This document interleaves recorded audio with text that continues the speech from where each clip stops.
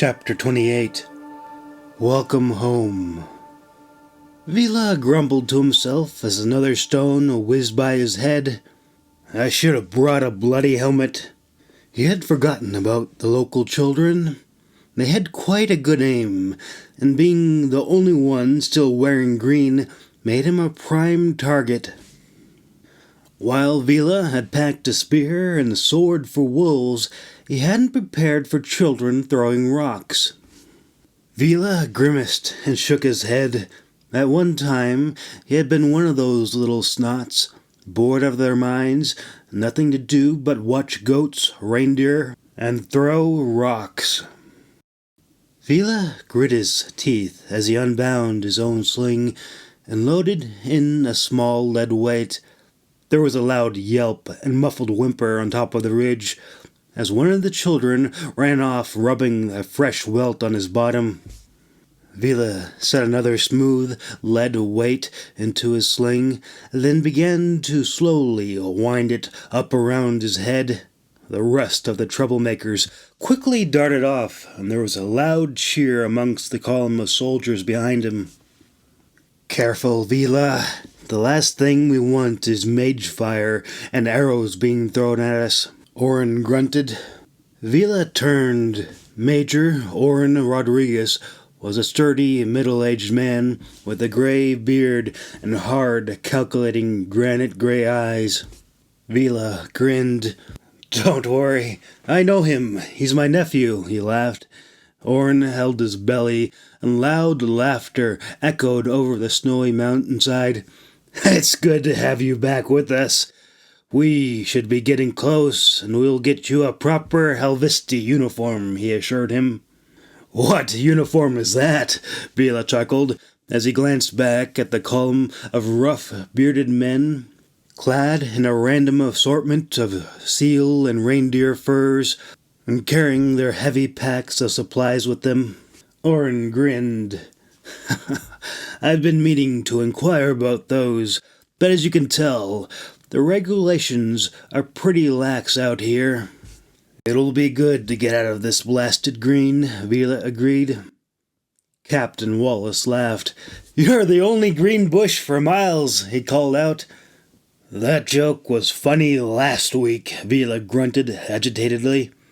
Not all of their company were followers of Helvisti. Many had joined as a rite of passage, so they could come back with an obsidian knife in their belt.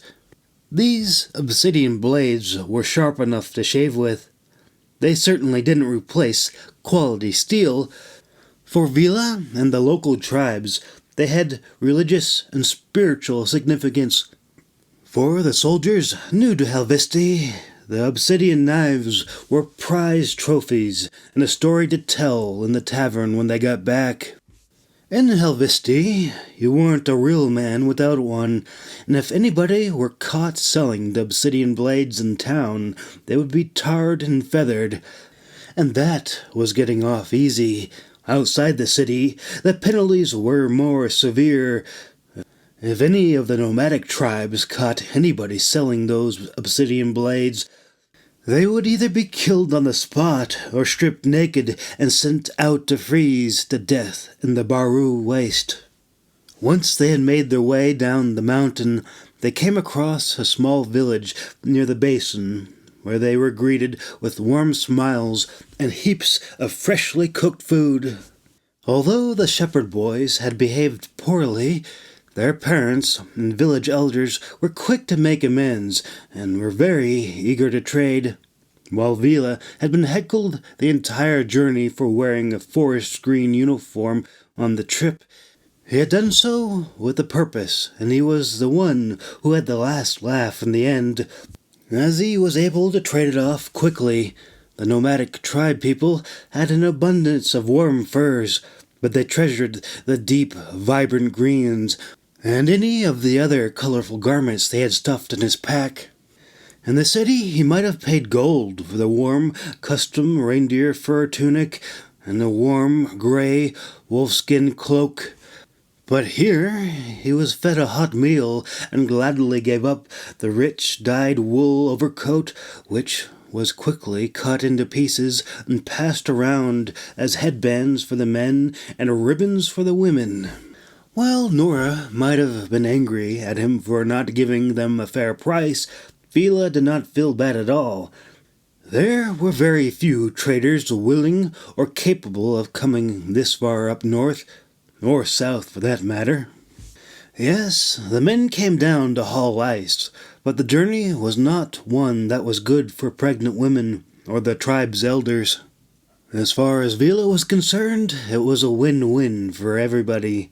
They were just as happy to see him and take his things as he was happy to be rid of it.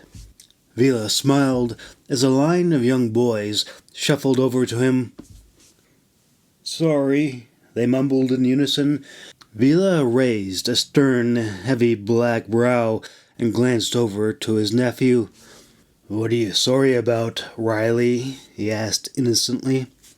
The young boy looked toward his stern-faced father and mother, and then back down at the ground.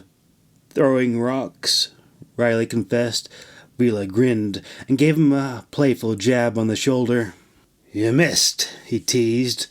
But Riley's mother gave Vila a stern glare of disapproval. "Next time, if you come down and carry our packs, I will give you a silver coin each," he announced. Riley blinked and glanced over to his friends, and then back at Vila, and then toward his parents, and then back at Vila. "Really?" he gasped. Vila gave a finger of warning. "No more rocks," he said sternly. Riley quickly nodded. "We won't do it again," he promised, and his little crew quickly bobbed their heads up and down in agreement. Riley's parents smiled back at him and gave a nod of affirmation. The village elders near the fire smiled down at him, and Vila quickly rose and embraced his grandparents. "Have you seen my mother and father? Is she well?" he asked worriedly. The old man chuckled as he leaned on his walking staff. "They went to the city to wait for you," he declared. Vila frowned. "What do you mean? I thought they'd be here." "No, your father and mother left with some of our young men. They went to make some extra money hauling ice and bring back medicine and supplies in the spring. I presume they were expecting to see you there. But I will be happy to relay the message, as your mother has constantly been checking to see if you made it through the mountains safely," he assured him. Vila sighed. He felt terrible for rushing off, but he hadn't been expecting or looking for them in town. But he should have known. He had worked with his father for some time. There was good money in hauling ice, until the day he hopped on a boat to travel the world. Then he had fallen in love. He wondered how his mother would handle finding out that she was a mage. He imagined things would be a little tense for a while. Nadette had a big personality. Her silence was deafening, and she was prone to rage. Needless to say, it was never boring. Thankfully, Gren, his father, was a large, patient man. While most men might run and hide in a cave someplace, Gren could pick her up and sit her down and diffuse the situation with a mere kiss that left her smiling and starry-eyed.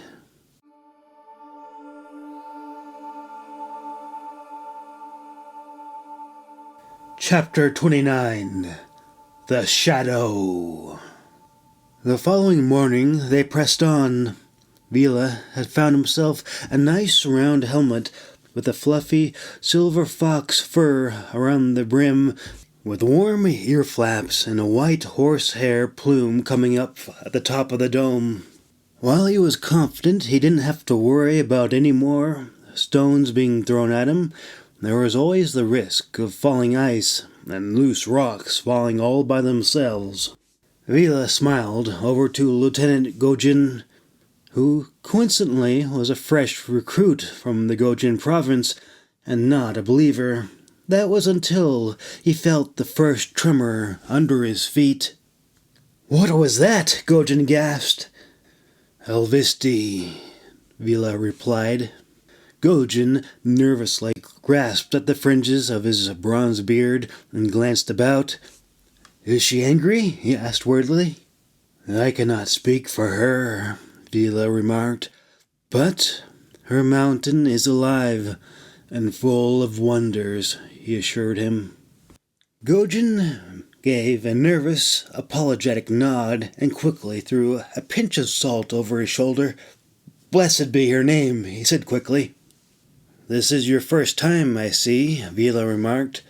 Gojin grit his teeth as the soft roar of ice grinding over hard granite echoed off in the distance. Yes, I came for the experience, but, he began, and then fell silent. You did not expect to become a believer so quickly, yes? Vila chuckled. Gojin gave a grim nod. Yeah. The closer they got to Helvisti's sacred mountain, the more the earth would randomly quiver and shake, increasing the chance of rocks coming loose. Or worse, the whole bloody mountainside, if the tremor was strong enough. There wasn't much a helmet could do to save him if that happened. Thankfully, it wasn't long until they were out of the narrow valley and clear of the danger zone.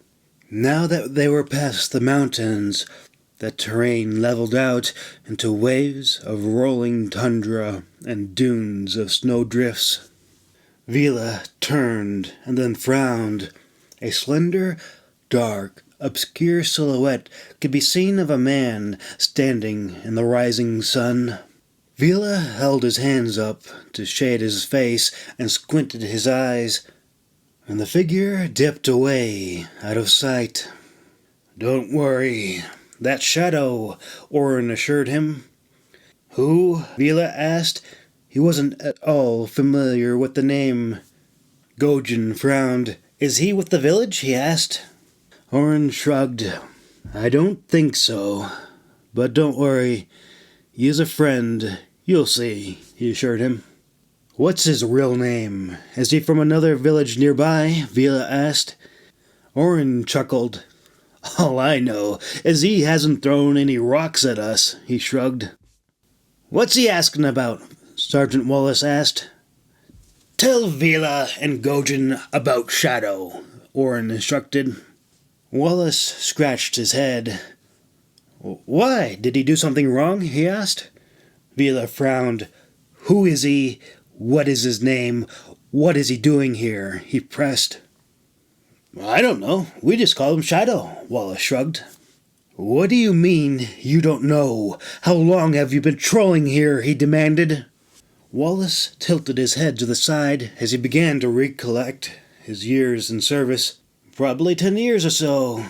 That Shadow fella sort of showed up around 5 years ago. Other than that, nobody knows.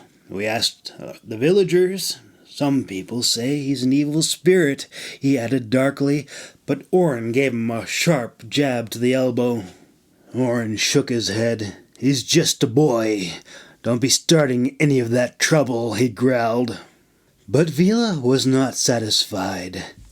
Out here, alone, in the Baru Waste. How do you know he isn't a spy? He demanded. Wallace shrugged. Well, I suppose you could ask him, if you like, he suggested. He earns his keep and doesn't cause any trouble. Don't scare him off, Orin warned. Gojin grimaced. This still doesn't sound right, he grunted. Wallace grinned. He's probably a bit off in the head. You'll see what I mean, he chuckled. Vila grit his teeth. This doesn't make me feel any better, he growled. But Major Orin was insistent. Leave him be. He'll come out. You're new, so he hasn't come to greet us yet, he assured him. How long has this been going on? Vila demanded. Orin shrugged. For a little while. When I first saw him, he was about 10 or so, maybe 12. He just strolled into the camp and started helping himself to our food. Vila glared at Orin. So you just left an orphan boy out to starve in the waste? He demanded. Well, we thought he was one of the village kids at first. Besides, he was bringing us rabbits.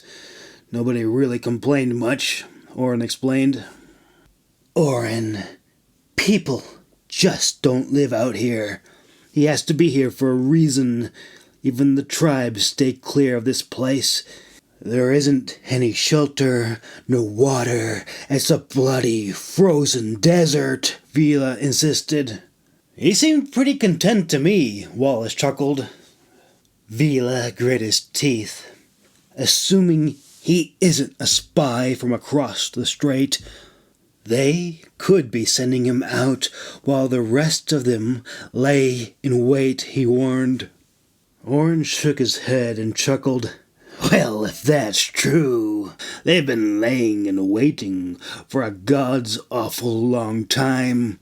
We don't have to worry about the Droon up here. We do have a few skirmishes from the Vulgarians across the strait, but mostly it's just refugees. If I had to guess, the kid probably lost his family trying to cross the strait, or he ran away and found himself here. But he isn't hurting anybody, so don't scare him off, he insisted. Are you giving me orders? Vila demanded. Oren turned his back and continued to trudge onward. I'm talking to you, Vila growled. And all at once, the column of soldiers came to a standstill, and the crunching of snow and ice and idle chatter died away. If you lay a finger on him, I will end you, and that's a promise, Oren warned. Is that a challenge as well? Vila asked darkly. Lieutenant Gojin quickly tried to step between them. Wait. This is getting out of hand. Surely there's some sort of rule about fighting so close to your, sacred mountain. I mean, she could get angry or something. Oren's fingers wrapped tightly around his sword hilt. It's a friendly warning, friend, he insisted. Lieutenant Gojin's eyes went big, and he quickly stepped away. Draw your sword, if you dare, Vila growled. Oren didn't move, but Sergeant Wallace calmly drew his. But just as Vila turned to face Wallace, Lieutenant Gojin timidly tapped him on the shoulder. 100 grim faces all had their swords out. None of you will make it back if I'm not with you, Vila warned. We can settle this with your mistress when we get back. For now, leave the kid be. He isn't a spy, Oren growled.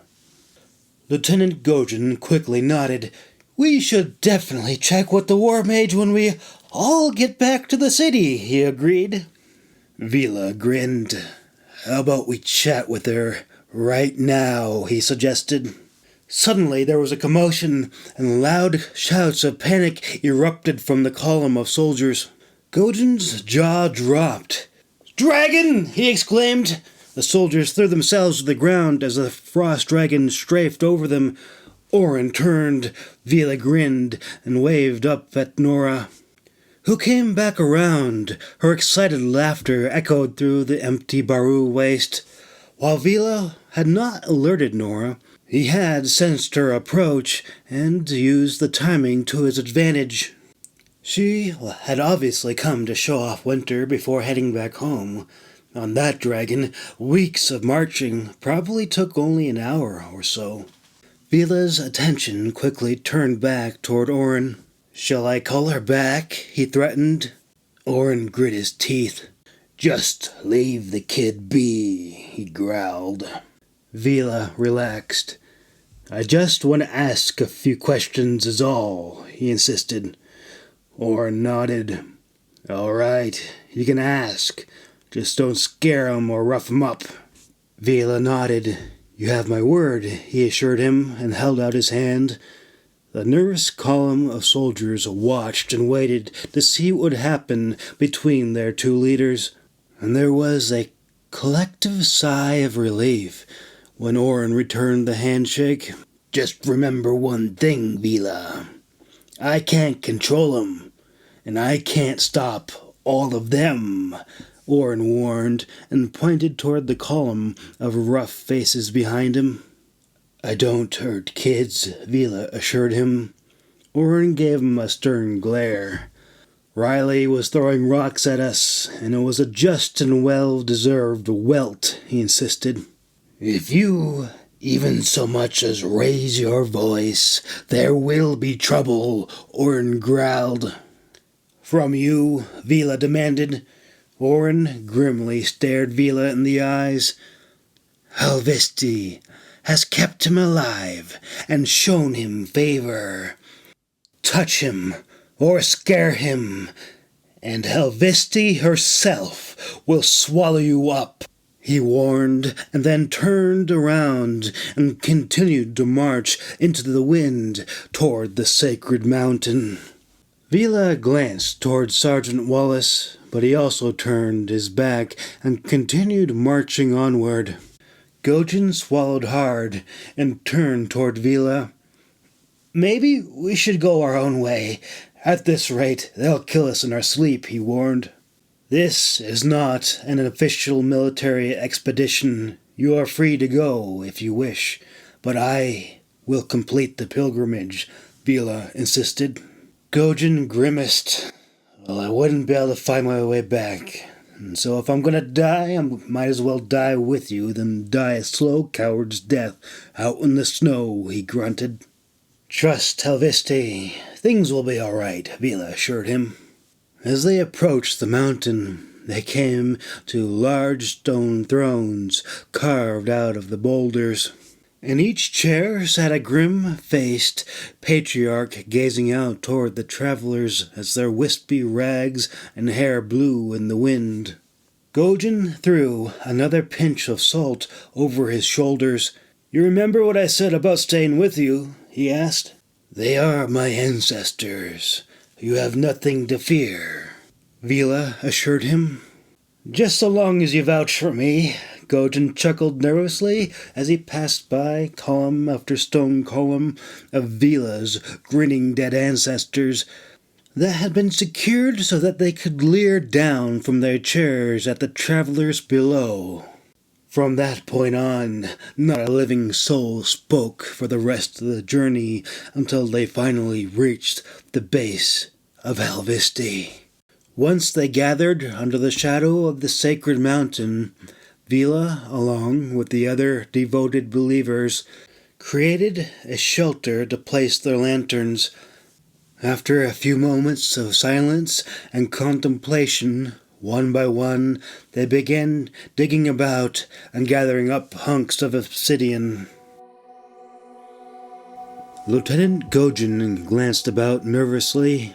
He and Vila had quickly become rather unpopular with the men, and it was too late to switch sides now. Somehow, even though they were outnumbered 50-1, with Vila on his side, he felt that they were, at least, in for a fair fight.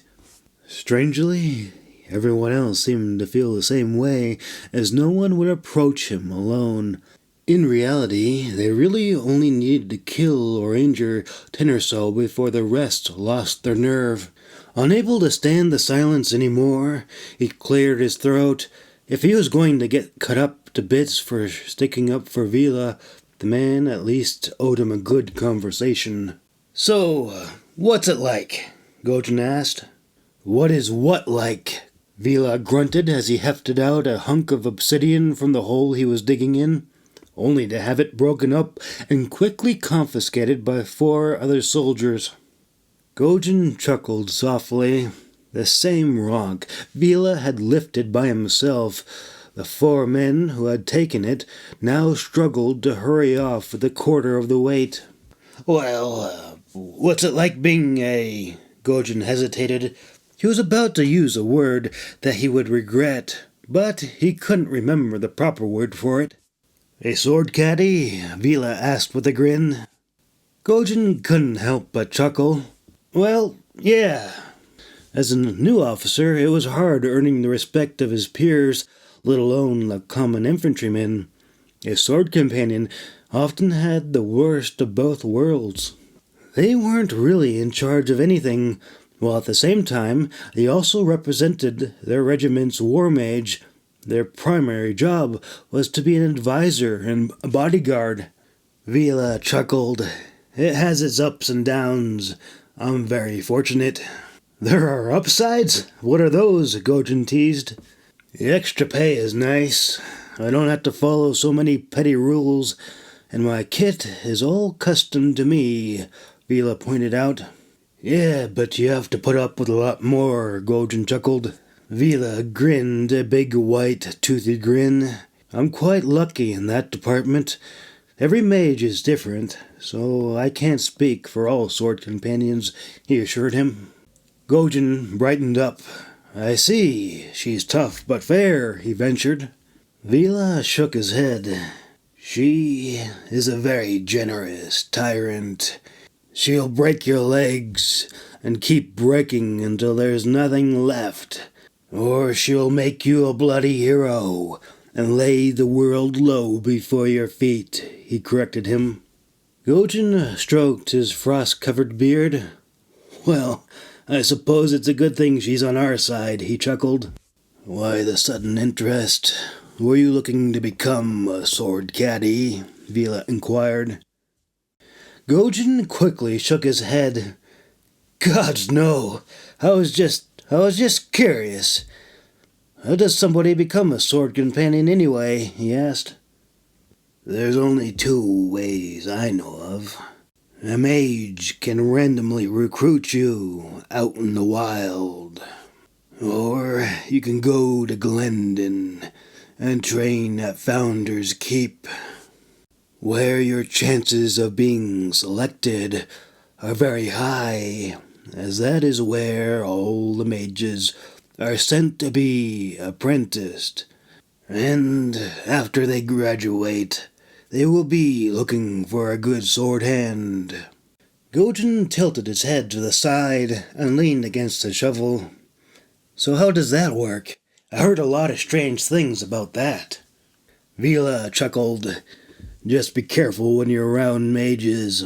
Soldiers are obligated to serve, but civilians, in theory, can reject the proposal so long as they aren't soul bonded. Once you're soul bonded, you're theirs for life, or until your mage releases you. It's a hard thing. I got lucky. I have heard of other men now serving a miserable life in the Bloody Library for the next decade. What is a soul bond? Is it consensual? Gojin asked. Vila chuckled. Well, let's put it this way.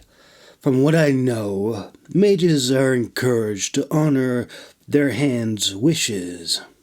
I didn't ask to be soul bonded, but I didn't exactly complain about it either. It's rather complicated. I suppose the dragons might feel the same way.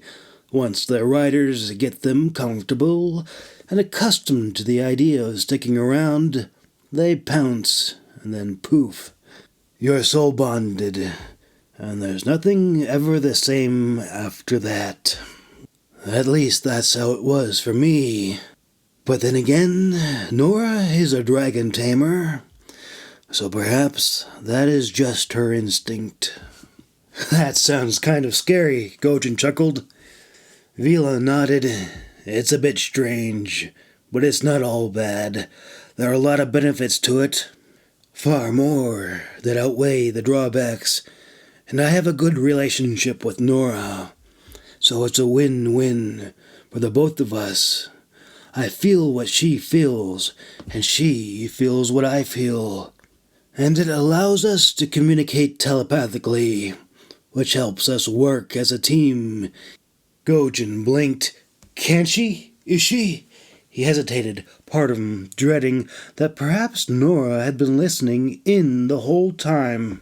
Vila shook his head. I could allow her to see and hear through me, and she could do the same, but it's not always convenient.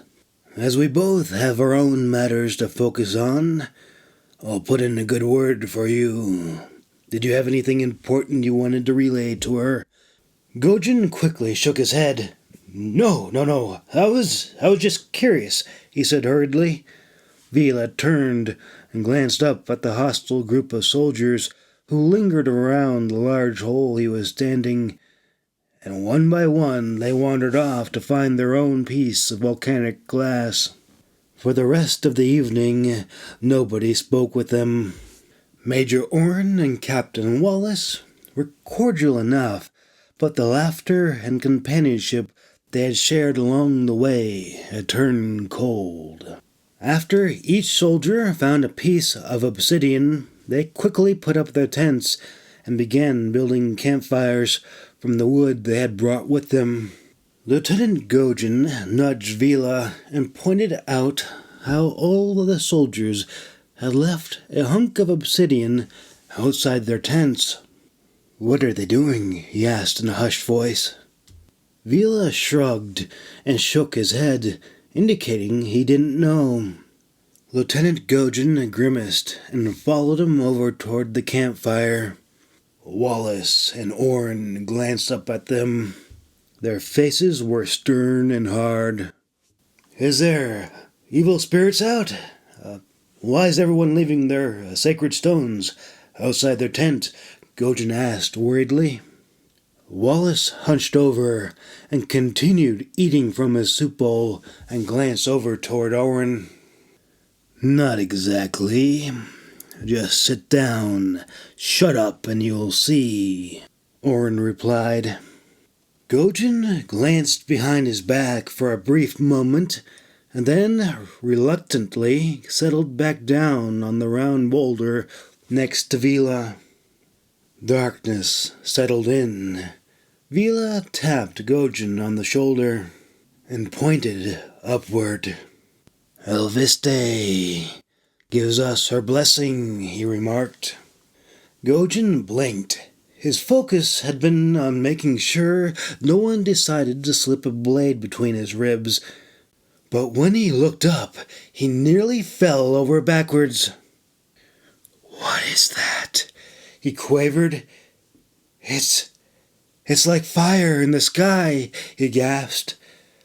Up in the sky danced a ribbon of glowing green elemental fire, mingled with violet, purples, and red tones, which reminded him of the colorful houses and buildings in the Helvesti city.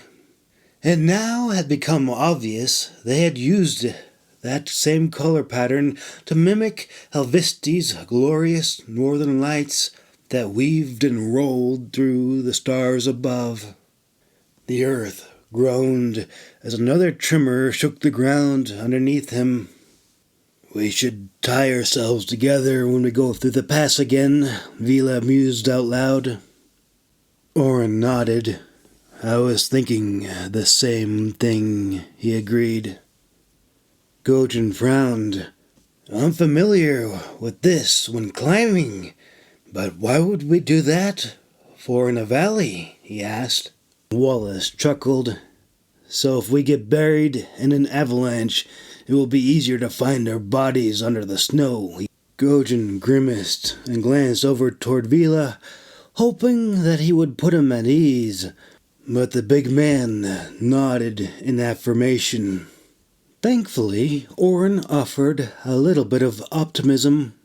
We should march, spaced at least 8 feet apart, single file, so if that does happen, hopefully there will be a few to be able to rescue anyone that is trapped before they suffocate, he clarified. That is the smartest thing to do, Vila agreed. Wallace shrugged. Sometimes it works, sometimes it doesn't. It's all up to Helvesti in the end, he chuckled. Gojin grimaced. He had heard of such horrible events before. Whole armies could be lost in an avalanche. Many years ago, their Vorgarian neighbors across the strait had attempted a surprise invasion from the north, but they had been utterly swallowed up in the pass. Chapter 30. Helvesti's Blessing.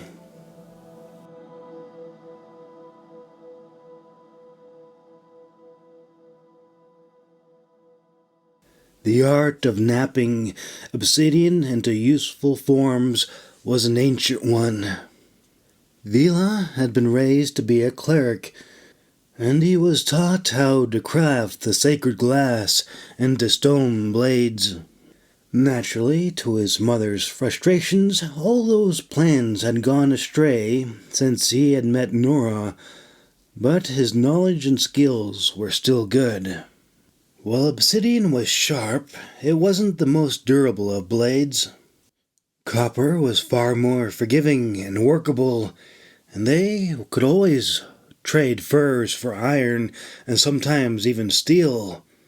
Even now, Vila had brought 3 lumps of the black volcanic glass the size of his fist with him. The other 2 pieces were for if he made a mistake on the first. That was the nature of obsidian. One wrong tap, and hours, even days' worth of work could be all destroyed in a blink of an eye. While the tools for the job were a simple piece of antler for flaking and a small wooden billet that was plated with copper, the technique required to get anything remotely useful was tedious and required extreme precision. Vila took in a deep breath as he studied the lump in his hands. He did his best to ignore Gojin's big green eyes staring at him with intense interest and fascination as he chewed noisily into his ear. The smell of red Gojin berries beat down on him. "Do you mind?" Vila grunted. "Oh, sorry," Gojin apologized. Vila let out a flustered sigh and re-examined the structure of the stone. Once he captured the shape in his mind's eye, he raised the copper billet, and then, off in the distance, came a soft but distinct and unmistakable tapping noise. Vila lowered his tools, but Orin put up his hand. "Just wait," he assured him. Vila grit his teeth. The noise stopped and began again, and then again. Rap-tap, rap-tap, rap-tap-tap. A whole hour passed. Right when Vila was getting ready to lose his patience, his eyes followed Orin's. He turned, and right beside him sat a young man, barely 16 years old. His skin was darker than Vila's, and his sharp black eyes were fixated on Orin's lump of volcanic glass. In a matter of minutes, the boy, known as Shadow, used his crude bone tools to form a black crescent-shaped blade, and used the bowed handle, leather cord, and pine tar provided to finish up the knife. Vila watched in stunned silence as the young boy moved on and grabbed Wallace's stone and proceeded to nap away. The fire crackled softly as Shadow continued to work in silence until he completed it and fastened the obsidian blade into a coyote's jawbone that Wallace had left out for him. From the looks of Shadow's baggy garments, he had gotten most of his warm clothes from the soldiers. Vila grimaced. It was pretty clear Shadow wasn't a spy, but still, he had no idea who he was or what he wanted. Perhaps just food and money. Vila quietly reached into his belt and fished out a silver coin and held it up to the firelight. Shadow glanced up and hesitantly reached out to it. Vila smiled as the boy plucked the coin from his hand and flipped it about curiously.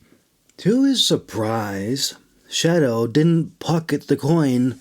Instead, he flipped it around once or twice, tried to bite it, and then tossed it into the snow. Vila's grin faded as the boy pointed toward his helmet. "Not a chance, kid," he chuckled. Orin smiled as Shadow took the pot of stew off the fire, sat down in the snow, and began using the large serving ladle to shovel food into his face. Orin glanced toward Vila. Well, Vila sighed. He isn't a spy, he agreed. Orin and Wallace relaxed. There was a soft ruffling of tent flaps, and Vila sensed 100 swords were slowly being sheathed back into place. What's your name? Vila asked. Shadow blinked, tilted his head, and stared up at him as he continued, chewing loudly with his mouth full. Do you have any parents or siblings? He inquired. Shadow blinked and then glanced down at the stew. Captain Wallace let out a soft chuckle. And now you know what we know. Doesn't he talk at all? Vila asked. Major Orin shrugged. Not sure. Vila grimaced. We can't just leave him out here. What are you suggesting we do? Throw him in a sack and take him to an orphanage? Who's going to adopt him? He's nearly a man anyway, Orin grunted. Did you have another idea? Vila asked. Orin gave another uncomfortable shrug. He can tag along if he likes. We'll enlist him when he shows interest, and he has, he insisted. Orin, he's a kid. You can't, Vila began. I turned out all right, didn't I? Orin snapped defensively. Vila grimaced and hung his head. It was now painfully obvious why Orin had grown so defensive of him. Orin, I didn't know, he tried to apologize, but Orin went on. I was shining boots since I was 10. I hung around. I learnt a thing or two. Now I'm an officer. It ain't so bad of a life. It's a lot better than the orphanage, Orin insisted. What if he went to Founders? Gojin suggested. Vila frowned. You mean to be a mage? He asked. Gojin gave a shrug. Well, he could be a sword companion, like you. You would have a nice place, good food, and good pay, I imagine. Orin perked up. Could you really do that? He asked. Vila frowned. Look, I never went to Founders. The only way he would get in is if Nora sent a letter. And even then, I don't know if he would pass the selection process. He's just a kid. He doesn't even know what money is. He sighed and glanced over to the boy. But he was gone, and so was the soup. Wallace shrugged. Don't worry, he does that. We have this conversation every March. I'm not even sure if he understands anything, he assured him. So, about this letter, Orin prompted. Vila shook his head. Look, Orin, Nora has had a bit of a falling out with Founders. It's not that simple. Any request she sends, the Menders will try to sabotage and reject it, he insisted. What if we sent him along with a couple of other lads who could look out for him? Orin suggested. Vila rubbed his forehead. Orin, the kid is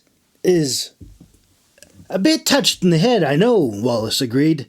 Orin glared at Wallace. He ain't crazy, he just been through a lot is all. But don't worry, he can handle himself, he insisted. Vila grit his teeth. That's not the point. What mage would even be able to communicate with him? How would you keep him from wandering off into Glendon? Glendon is a major city. He doesn't even know what money is, he exclaimed. Well, out here, he's probably smarter than us all put together, Orin insisted. Vila nodded. I know what you're saying. I will talk to Nora about it, but I can't promise anything, he insisted. That's all I ask, Orin agreed. Are we friends again? Vila asked. Orin smiled and extended his hand.